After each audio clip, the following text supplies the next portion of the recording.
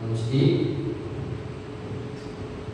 మనము 10 నిమిషాలు దేవుని వాక్యాన్ని ధ్యానం చేసుకుందాం. మనము పోయిన వారము సంఖ్యాకాండము యొక్క వివరణ, సంఖ్యాకాండములో అసలు ఆ పుస్తకాన్ని రాయడానికి ఉద్దేశము, అలాగే సంఖ్యాకాండంలో ఉన్నటువంటి ఆయన యొక్క సంకల్పము ఏంటనేది మనం అన్ని విషయాలను నేర్చుకున్నాం. ఈరోజు సంఖ్యాకాండము 5వ అధ్యాయము అంతటినీ మనం చదివినప్పుడు అందులో ఉన్నటువంటి అంశాన్ని బట్టి కొంత వివరించి, నేను లోపమైతే వెళ్ళను కానీ కొంత మట్టుకు వివరించి, ఎందుకంటే క్షుణ్ణంగా మనకు పాత నిబంధన అర్థం కాకుండా క్రొత్త నిబంధన అర్థమే కాదు.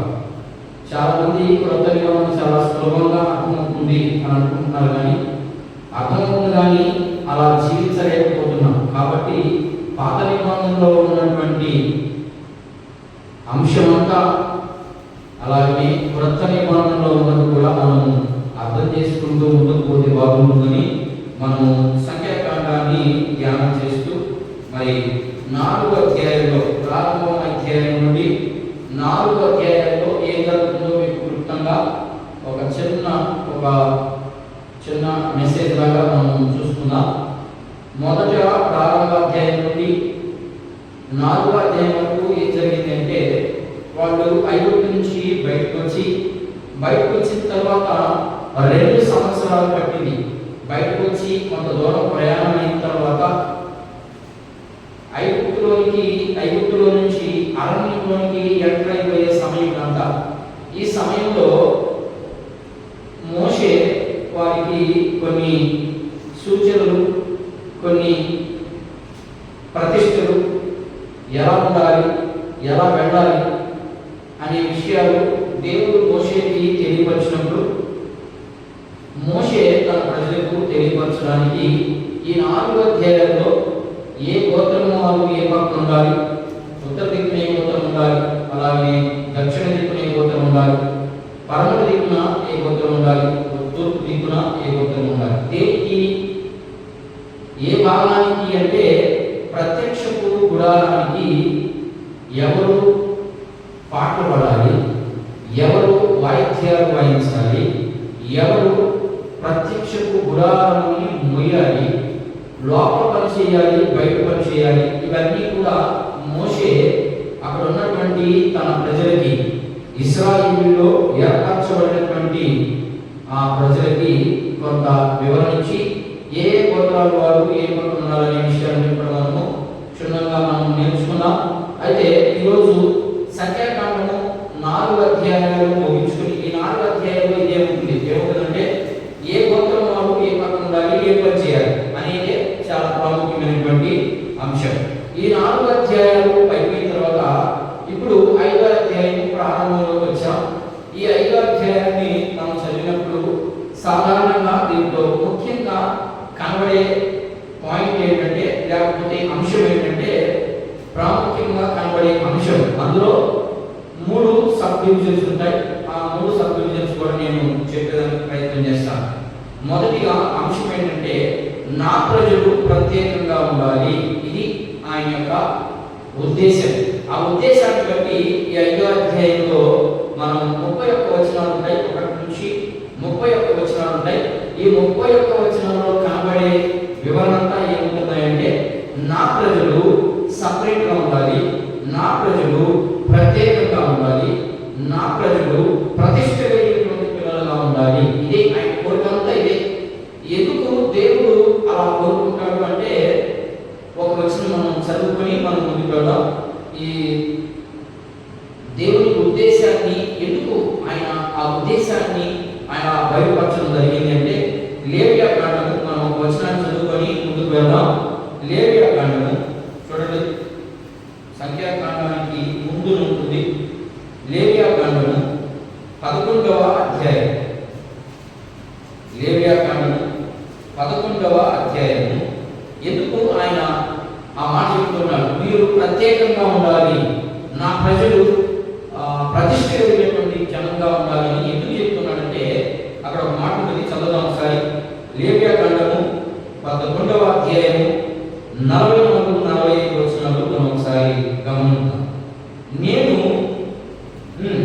మీ దేవుడైన యెహోవాను, నేను పరిశుద్ధులను గనుక మీరును పరిశుద్ధులై ఉండునట్లు మిమ్మల్ని మీరు ఏం చేయాలంట? పరిశుద్ధపరచుకొనవలెను. నేల మీద ప్రాకు జీవరాశుల్లో దేని వలనైనను మిమ్మును మీరు అపవిత్రపరచుకొనకూడదు. నేను మీకు దేవుడైనట్టుకు ఐగుప్తులో నుండి మిమ్మల్ని రప్పించిన యెహోవాను, నేను పరిశుద్ధులు కనుక మీరు పరిశుద్ధులు కావలెను. అది ఆయన ఉద్దేశం. ఏంటయ్యా ఆయన ప్రజలు ఎలా ఉండాలి అంటే, ఈ నేల మీద ప్రాకు జంతువుల వల్ల కానీ, ఈ నేల మీద ప్రాకు ప్రాణం ద్వారా కానీ మనం ఏమవ్వకూడదంట?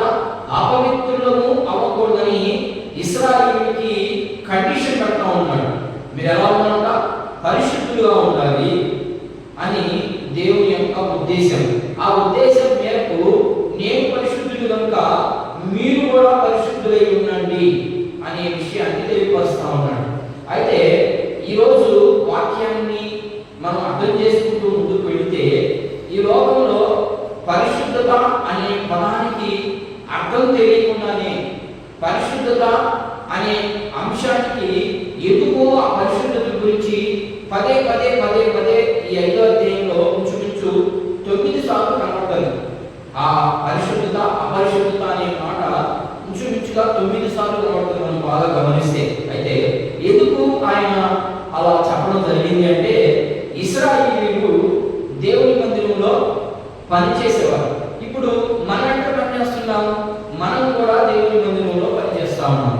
ఇశ్రాయేలీయులు దేవుని మందిరంలో పనిచేస్తున్నారు కాబట్టి వారు ఎలా ఉండాలంటే పరిశుద్ధంగానే ఉండాలి. ఎందుకంటే నేను వారి మధ్యలో నడుస్తాను. అందుకనే కదా మనం సువార్త వేసి ప్రభు ఒక మాట మాట్లాడుతూ ఏమంటాడంటే, ఎక్కడ ఇద్దరు ముగ్గురు కూడి నా నామాన స్తుతిస్తారో వారి మధ్యలో నేను ఉంటాను అన్నాడు. అలాగనే ఇశ్రాయేలీయుల మధ్య ఇప్పుడు ఆయన అరణ్య మార్గంలో ప్రవేశం జరగాలి కాబట్టి, ఆ అరణ్య మార్గంలో ప్రయాణం జరగాలి కాబట్టి ఆయన ఏం చెప్తున్నాడంటే, నేను పరిశుద్ధుడిని, మీరు కూడా పరిశుద్ధులై ఉండాలి.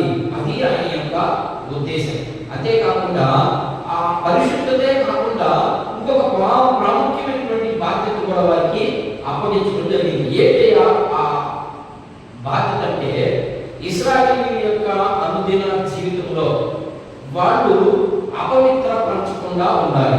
వ్యక్తిగతంగాను, అలాగనే వారి యొక్క తినుబండాల విషయంలో కానీ, వారి యొక్క నడవడిక విషయంలో కానీ, వారి యొక్క బట్టలు ధరించే విషయంలో కానీ, వారి ప్రవర్తనలో కానీ, ఇలా చెప్పుకుంటూ పోతే చాలా ఉన్నాయి. వాళ్ళకి చాలా ప్రత్యేకంగా ఉండాలి దేవుని యొక్క ప్రజలు పాత నిబంధనలో.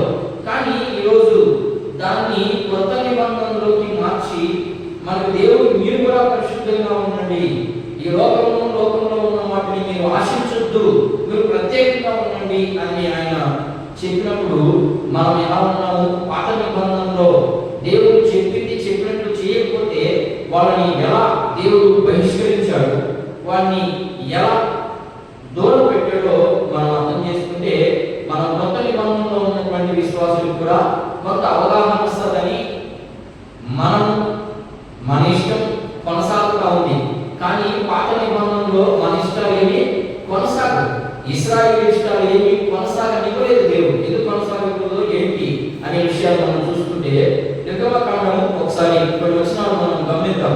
ఎందుకు ఆయన అంత ప్రత్యేకంగా ఉన్నాడో చూద్దాం ఒకసారి. నిర్గమకాండము 29వ అధ్యాయం గమనిద్దాం, చూడండి ఒకసారి. నిర్గమకాండము 29వ అధ్యాయం 45వ వచనాన్ని ఒకసారి మనం గమనిద్దాం, చూడండి. 45వ అధ్యాయం లేకపోతే 44 నుంచి చదివి ఇంకా చాలా బాగుంది. 29వ అధ్యాయం, నేను సాక్ష్యపు గుడారమును బలిపీఠమును పరిశుద్ధపరిచెదను, యాజకులై అన్నట్టు అహరోను అతని కుమారులు పరిశుద్ధపరిచెదను. నేను ఇశ్రాయేలు మధ్య నివసించి వారికి దేవుడినయ్యుందును. కాబట్టి మీరు ఎలా ఉండాలి? పరిశుద్ధంగానే ఉండాలి. మీరు ఎలా జీవించాలి? పరిశుద్ధులుగానే జీవించాలి. పరిశుద్ధత అనేది ఎలా కనబడుతుందంటే నీ ప్రవర్తనలో కనబడాలి. ఖచ్చితంగా నీ ప్రవర్తన, ఎందుకంటే ఈ లోకంలో ఉన్నాం కాబట్టి మనం ఈ లోకంలో మన ప్రవర్తన ఎలా ఉంటుందంటే కొంచెం ఒడిదుడుకులుగా మధ్యలో కొనసాగుతూ ఉంటుంది. ఎందుకంటే మనం విశ్వాసమే, అందులో ఆల్రెడీ మనము పాపపు స్వభావంతో, మనలో పాపం లేదు కానీ పాపపు స్వభావం మనల్ని పట్టి పీడిస్తూ ఉంటుంది. ఎందుకని పాపం ఎందుకు లేదు మనలో అంటే, ఎవరైతే యేసుక్రీస్తు యొక్క రక్తంతో కడగబడతారో వాళ్ళందరూ కూడా పాపులు కాదు. చాలా మంది ప్రార్థన చేస్తారు, నేను కుక్కనయ్యా, నేను పిల్లినయ్యా, నేను పాపినయ్యా. నో, పాపం ఎక్కడ నీకు? యేసుక్రీస్తు ప్రభు రక్తంతో కడగబడిన తర్వాత నీలో పాపం ఉండదు, కానీ ఆ పాపపు స్వభావానికి నువ్వు లోబడతావు. కాబట్టి అందుకని నేను పాపిని అని పదే పదే ప్రార్థన చేసుకుంటావు. అది కరెక్ట్ అయినటువంటి వే కాదు. నువ్వు ఎప్పుడైతే యేసుక్రీస్తు యొక్క నిబంధన రక్తంతో కడగబడ్డావో, ఎప్పుడైతే బాప్తిస్మం తీసుకుంటావో, ఒప్పుకొని మారు మనసు వచ్చి, మళ్ళీ ఇక్కడ చాలా కన్ఫ్యూజన్ ఉంది. చాలా మందికి మారు మనసు రాదు.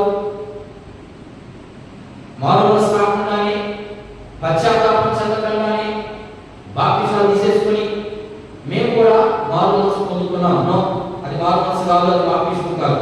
నువ్వు బాప్తిస్మం తీసుకున్న తర్వాత ఖచ్చితంగా నీ ప్రవర్తనలో ఒకరోజు మార్పు రాదు. నేను జీవించినటువంటి జీవిత కాలంలో మనం మార్పు చెందుతూనే ఉండాలి. అందుకని రోమపత్రిక అంటాడు, మీరు మీ రక్షణని కొనసాగించుకోవాలి. ఒకసారి రక్షణ చేస్తే తర్వాత అవసరం లేదా అంటే, ఆ రక్షణ చివరి వరకు, అంటే నీ ప్రాణం పోయేంత వరకు నువ్వు రక్షణను కాపాడుకోవాలి అని అంటాడు. కాబట్టి మనం బాప్తిస్మం తీసేసుకున్నామనే మాకు పరలోకం వచ్చేస్తుందిలే అనే భ్రమలో బతుకుతున్నారేమో. ఆ భ్రమలో నుంచి బయటకు వచ్చేదానికే మనకు బైబిల్ గ్రంథంలో నుండి అనేకమైనటువంటి పాయింట్ మీద దేవుడు మాట్లాడుతూ, ఇదిగో మీరు ఎలా ఉండాలి, ఎంత కండిషన్గా ఉండాలి, ఇలా జీవించాలి, అలా జీవించినప్పుడు మాత్రమే మీకు పరలోకం, అప్పుడే మీరు నా పిల్లలవుతారని ఆయన క్షుణ్ణంగా చెప్తూ ఉంటే మనకు అర్థం కాక మనం ఎలా పడితే అలా జీవించేస్తా ఉన్నాం. ఇది ఎందుకు అంటే, వాళ్ళ యొక్క ఇశ్రాయేలు యొక్క అనుదినమైనటువంటి జీవితంలో వారు తినే తిండి విషయంలో కానీ, కట్టే బట్ట విషయంలో కానీ, అలాగే ధరించే వస్త్రాల విషయంలో కానీ, వారు ప్రవర్తన విషయంలో కూడా వారికి చాలా ప్రాముఖ్యమైనటువంటి మరి ఆజ్ఞలతో కూడినటువంటి విషయాలు, వారికి ముఖ్యమైన విషయాలుగా దేవుడు వారికి అప్పగించాడు. ఎందుకు అలా అప్పగించాడంటే, ఎందుకు అలా చేశాడు దేవుడు వారికి అంటే, దేవుడు ప్రత్యేకించబడ్డాడు కదా, దేవుడు ప్రత్యేకించుకున్నాడు కొంతమంది జనాంగాన్ని. అలాంటప్పుడు ఎందుకు అన్ని కండిషన్స్ అయ్యా అని మీరు నాకు ప్రశ్న వేస్తే, ఎందుకంటే ఇశ్రాయేలీయులు విశ్వాసంలో చాలా పసిపిల్లలుగా ఉన్నారు. వాళ్ళకి దేవుని యొక్క ఉద్దేశాలు తెలియట్లేదు. దేవుడు ఐగుప్తు నుంచి ఎందుకు తీసుకొచ్చాడో తెలియదు. ఐగుప్తు నుంచి తీసుకొచ్చిన తర్వాత వాళ్ళ ప్రయాణంలో దేవుడు ఎలా నడిపిస్తాడనేది వాళ్ళకి అంత విశ్వాసము లేకుండా పోయింది. ఎందుకంటే ఎర్ర సముద్రాన్ని పాయం చేసినప్పుడు కూడా వాళ్ళకి విశ్వాసము సన్నగిలిపోయింది. ఈరోజు నూతన నిబంధనలో ఉన్నటువంటి విశ్వాసులు మనం అందరం కూడా విశ్వాసంలో మనం కూడా సన్నగిలిపోతాము. ఏంటంటే దేవుడు చేస్తాడా, చేస్తాడేమో, ఏమో కాదు, ఖచ్చితంగా చేస్తాడు. ఎప్పుడు నీవు వాక్యానికి అనుకూలంగా ఉన్నప్పుడు, నువ్వు ప్రార్థనాపూర్వకంగా ఉన్నప్పుడు, అప్పుడే నీకు అన్ని విషయాలలో దేవుడు చేయి తట్టి వెన్నుతట్టి ముందుకు నడిపించే దేవుడు ఆయన. నువ్వేం చేయను, నేను విశ్వాసంగా ఇంట్లో కూర్చొని ప్రార్థన చేస్తాను, ఏరియాకి భోజనం వచ్చినట్టుగా నాకు కూడా భోజనం వస్తుందని భ్రమలో ఉన్నామేమో. ఏరియా అంత భక్తి పరుడు కాదు. ఈరోజు నీ భక్తి ఎలా ఉంటుందంటే, అవసరమైతేనే భక్తి, అవసరం తీరిన తర్వాత ఇక భక్తి లేదు, పాడు లేదు, మా ఇష్టం. చర్చిలో ఉన్నంతసేపే భక్తి, చర్చిలో నుంచి బయటికి అడుగు పెడితే మూట కట్టేసి వెళ్ళిపోతా ఉన్నాను భక్తిని. అది భక్తి కాదు. కొంత మార్పులు వస్తాయి, ఎందుకంటే మనం లోకంలో ఉన్నాం కాబట్టి. అందుకనే మనం పోయిన ఆదివారం మనం చూసుకున్నాం. ఏం చూసుకున్నామంటే, మనం లోకంలో ఉన్నాము కానీ లోకంలో ఉండకూడదు. అర్థమైంది? మనం ప్రత్యేకించబడినటువంటి జనాంగం, మనం ప్రత్యేకించబడినటువంటి ప్రతిష్ట కలిగినటువంటి ప్రజలు మనం. కాబట్టి మనం ఖచ్చితంగా ఆయనకి అనుకూలంగానే ఉండాలని దేవుని యొక్క ఉద్దేశం. అయితే మనం వారి అంతిమైనటువంటి జీవితంలో వారు ఎలా ఉండాలి అంటే వారు ఖచ్చితంగా పరిశుద్ధులై ఉండాలి. ఆ పరిశుద్ధత వారికి అర్థం కావట్లేదు. దేవుడు చెప్పినటువంటి మాటలు వాళ్ళకి అర్థం కాకపోయేదంటే వాళ్ళకి అర్థమయ్యే దానికి దేవుడు కొన్ని విషయాలు చెప్తున్నాడు. ఎలాంటి విషయాలు చెప్తున్నాడంటే పాపాన్ని వ్యాధితో పోలుస్తా ఉన్నాడు. అర్థమైందా? కుష్టి వ్యాధి అంటగానే మనం మార్పు సువార్తలు ఎక్కువగా కనబడతాయి, మాటలు సువార్తల్లో కనబడతాయి.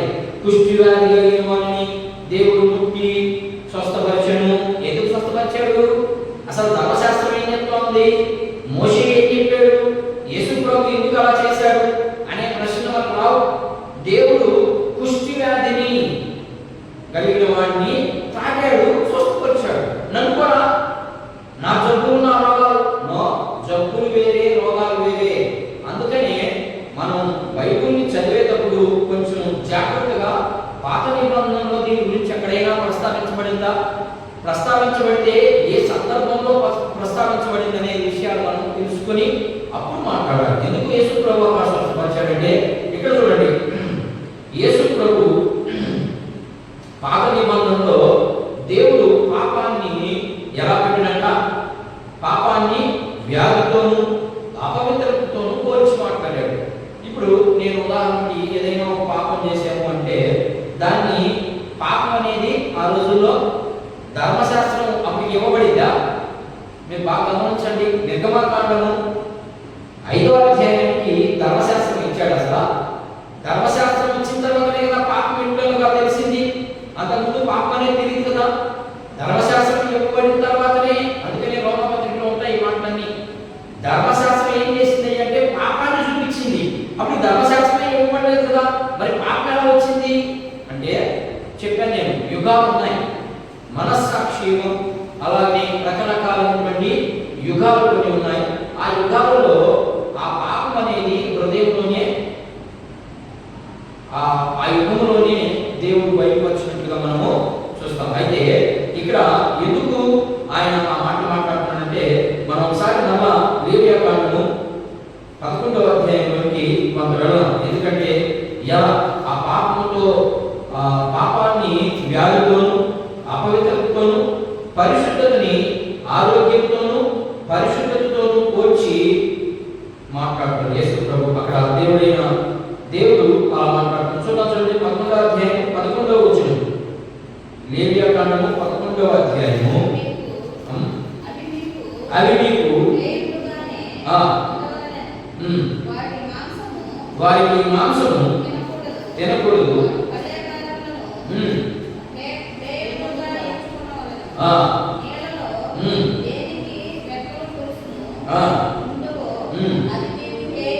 అక్కడ ఏం రాశాడంటే ఎందుకు మీరు పాపం మీకు ఎలా అంటబడుతుంది అనే విషయాన్ని తెలియపరుస్తూ తినుబండారాల విషయంగా కూర్చోడు. మొదట మీరు తినేవి ఎలా ఉండాలంటే అక్కడ ఒక లిస్ట్ ఇచ్చాడు. ఆ లిస్టుని నేను చదివేదానికి ప్రయత్నం చేస్తాను. చూడండి, అవి మీకు హేయములుగానే ఉండవలను, వాటి మాంసము మీరు తినకూడదు, వాటి కరేబారమును హేయములుగాను ఎంచుకొనవలను, నేలలో దేనికి రెక్కలు ఒలుసు ఉండవో అది మీకు హేయం. హేయం అంటే తాకూడదని అర్థం. దాన్ని తాగితే మీకు పాపం అంటుకుంటుందని అర్థం. దాన్ని తాగితేనే పాపం అంట. మరి పాపాన్ని ఎలా పోల్చాడు అంటే అలా పోల్చాడు తినుబండాల విషయంలోనే. ఇక చూద్దాం. పక్షులలో వీటిని హేయములుగా ఎంచుకొనవలెను, వీటిని తినవద్దు, ఇవి హేయములు. పక్షిరాజు, పెద్ద బోరవ, కౌచుక పక్షి, గద్ద, తెల్లగద్ద, పవిత్రమైన గద్ద, పవిత్రమైన కాకి, నిప్పుకోడి, కప్పిరకాడు, కోకిల, ప్రతి విధమైన డ్యాగ, పైకి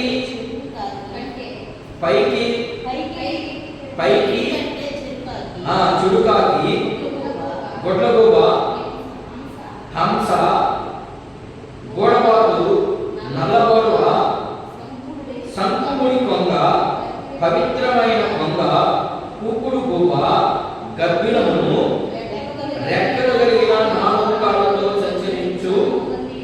ఇవన్నీ కూడా మీరు తినకూడదు. ఇక్కడ లిస్ట్ ఇచ్చాడు. మరి కొత్త నిబంధన ప్రకారం అన్ని తినొచ్చన్నాడే. ఏమమ్మా, కొత్త నిబంధనకి పాత నిబంధనకి చాలా వ్యత్యాసం ఉంటుంది.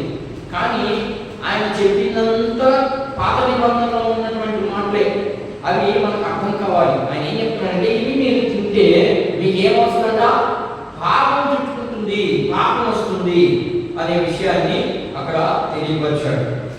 కాబట్టి ఇవన్నీ ఒకవేళ తింటే వాళ్ళు ఎలా అలా తిన్నారు అంటే ఖచ్చితంగా వాడిని ఎక్కడికి రానిరని, గ్రామంలోకి రానిరు, అలాగని దేవుని మందిరంలోనికి రానిరు, అలాగని వారిని వ్యక్తిగతంగా బయట పెట్టేస్తారు. వాడిని కొన్ని రోజులు బయట పెట్టేస్తారు. అందుకని వాళ్ళకి అలా సిద్ధాంతాన్ని కొన్ని ఆజ్ఞల రూపంగా జారీ చేయడం జరిగింది. అయితే ఇప్పుడు అలా చేయబడినటువంటి వారిని పరిశుద్ధులుగా మార్చుకోవాలి అంటే ఏం చేయాలి అంటే వారు శుద్ధీకరాచారం జరిగించాలి. శుద్ధీకరణ మనం యోహాను సువార్త 2వ అధ్యాయంలో మనం కనబడుతుందన్నమాట. ఏమని కనబడుతుంది ఒకసారి మనం చూద్దాం. చూడండి, ఆ శుద్ధీకరణ గురించి యోహాను సువార్త 2వ అధ్యాయం చూడండి ఒకసారి. అక్కడ పెళ్లికి వెళ్తాడు ఆయన, ఖానా విందుకు వెళ్తాడు. అక్కడ పెళ్లికి వెళ్ళినప్పుడు అక్కడ కొన్ని విషయాలు జరుగుతాయి. అమ్మా, 3వ దినమున నేను ఎక్కడ చదవాలంటే 5వ వచనం నుంచి కొన్ని వచనాలు చదువుదాం. ఆయన తల్లి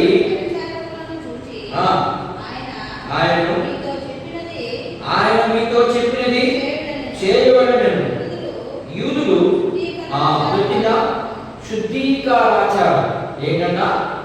యూదుల యొక్క శుద్ధీకరాచారం. అదే పాత నిబంధనలు మనం చూసుకున్నాం కదా. ఏం చేయాలి ఆచారం అంటే వారు అక్కడ తిన్నటువంటి డెక్కలు కలిగినవి ఆయన తినొద్దు అన్నటువంటి వాటిని తినప్పుడు కానీ తాకినప్పుడు కానీ చాలా ప్రాముఖ్యంగా చాలా కఠినంగా ఉంటుంది.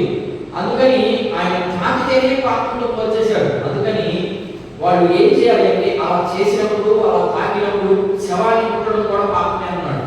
కాబట్టి వాళ్ళు పవిత్రంగా ఉంటారన్నాడు, వాళ్ళు పరిశుద్ధంగా ఉంటారు. అందుకని వాళ్ళకి కొన్ని సూచనలు ఆయన నేర్పిస్తా ఉన్నాడు. అయితే అక్కడ ఉన్నటువంటి ఆ శుద్ధీకరణ ఏంటంటే వాళ్ళు చేసినటువంటి పాపం నిమిత్తం వాళ్ళు దేవాలయం దగ్గరికి వెళ్ళి శుద్ధీకరాచారం జరిగించాలి.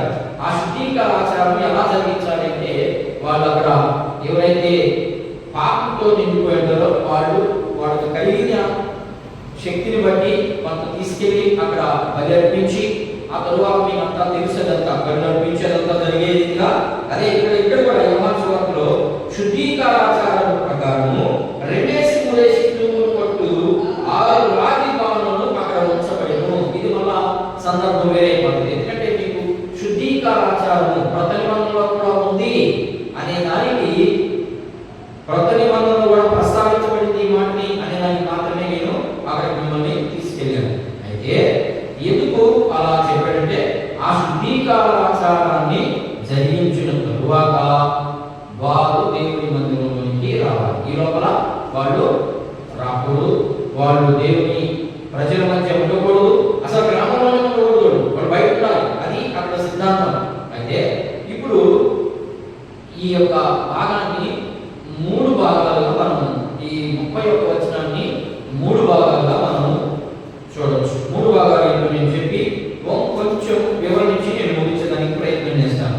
ఈ యొక్క సంఖ్యాకాండము 5వ అధ్యాయాన్ని ఈ 31వ వచనాన్ని 3 భాగాలు చేద్దాం. అందులో 1 నుంచి 4 వచనాలు మీరు బాగా చదివితే అక్కడ కనబడే అంశం ఏంటంటే, అక్కడ ఉండే పాయింట్ ఏంటంటే శారీరక సంబంధమైన అపవిత్రత. అంటే శరీరానికి వచ్చినటువంటి రోగము లేకపోతే పాపము అని మీరు అనుకోవాలి. ఇది 1 నుంచి 4 వచనాల్లో మనకు కనబడుతుంది. మీరు బాగా గమనించి చదవండి. రెండవది వ్యక్తుల మధ్య అపవిత్రత. వ్యక్తుల మధ్య 5 నుండి 10 వచనాల్లో మనకు కనబడుతుంది. 2 వ్యక్తుల మధ్య అపవిత్రత ఎలా వస్తుంది అనే విషయాలు అక్కడ క్లారిటీగా క్లియర్గా రాస్తున్నాడు. అయితే మూడవది వివాహం అయిన తరువాత కూడా అపవిత్రత వస్తుందట. వివాహం అయిన తరువాత అపవిత్రత వస్తుంది. ఆ అపవిత్రత 11వ వచనం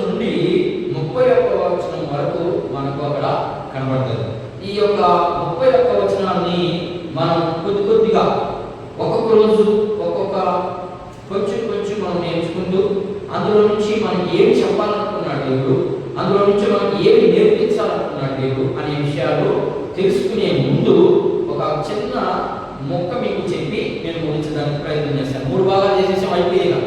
ఇక ఈ యొక్క పాఠం సమాప్తం.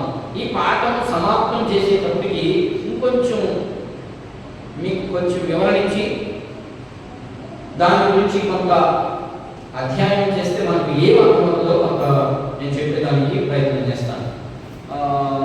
మీరు చదువుకునే వయసులో మోహన్ దాస్ కరమ్చంద్ అనే పేరు విన్నారు అసలు? మోహన్ దాస్ కరమ్చంద్ అనే ఆయన మన భారతదేశాన్ని స్వతంత్రానికి ముందు నాయకుడుగా ఉన్నటువంటి వ్యక్తి. స్వతంత్రము రాకముందు స్వతంత్రం వచ్చిన తర్వాత ఈయన నాయకుడుగా ఉన్నాడు. ఈయన నాయకుడు అంటే భారతదేశంలో ఉన్నటువంటి ఆధ్యాత్మికమైనటువంటి, అంటే భారతదేశం కొరకు ఎవరైతే పోరాటం చేయాలనుకున్నారో ఆ పోరాట యోధుల్లో ఈయన కూడా ఒక వ్యక్తి. ఈయన ఉన్న కాలంలో ఈయన ఏ కాలంలో ఉన్నాడంటే 1917 నుండి 1948 మధ్యలో ఈయన నాయకత్వాన్ని వహించాడు. మీరు గూగుల్లో సెర్చ్ చేస్తే ఇవన్నీ మీకు గూగుల్లో దొరుకుతాయి. ఎందుకు నేను అంత క్లారిటీగా అంత వివరంగా మీకు చెప్తున్నానంటే, ఆయన దేవుని పరిచర్యకి ఎలా ఆటంకాలు వస్తాయి అనేది ఆ రోజే చెప్పడం జరిగింది. ఈ రోజు కాదు, అప్పుడే చెప్పడం జరిగింది. ఆ రోజుల్లో ఆయన పరిపాలించే ఆ రోజుల్లో ఈయన ఏ ఊళ్ళో పుట్టాడు? ఈయన మోహన్ దాస్ కరమ్చంద్ ఆయన ఏ ఊళ్ళో పుట్టాడు, అసలు ఆయన పుట్టిన సంవత్సరం ఏంటి, అవన్నీ కూడా మనకు తెలియాలి. ఆయన అమ్మా తమిళనాడు పాండిచ్చేరా? గుజరాత్ ఏ భాగంలో ఉంది? అక్కడ గుజరాత్లో బందర్, గుజరాత్లో ఒక చిన్న ప్రాంతంలో బందర్ అనే ప్రాంతంలో పుట్టాడు. ఓకేనా? బందర్ అనే ప్రాంతంలో గుజరాత్కు సంబంధించినటువంటి ఆ యొక్క రాష్ట్రంలో లేకపోతే ఆ యొక్క ప్రాంతంలో బందర్లో పుట్టాడు. ఎప్పుడు పుట్టాడు అంటే 1869లో పుట్టాడు. 1869లో పుట్టాడు. ఆయన నాయకత్వంగా ఉన్నప్పుడు భారతదేశానికి క్రైస్తవ మిషనరీ ఒక ఆయన బయలుదేరి వచ్చాడు. వచ్చిన తర్వాత ఆయన ఆ మిషనరీ ఒక మాట అడిగాడు. ఎవరిని? మోహన్ దాస్ కరమ్చంద్ని ఒక మాట అడిగాడు. ఏమడిగాడంటే, సేవకు వచ్చిన ఒక మిషనరీ సేవకు వచ్చి ఇలా అన్నాడు. ఏమన్నాడంటే, ఈ దేశంలో సేవకి ఆటంకాలు ఎవరిని?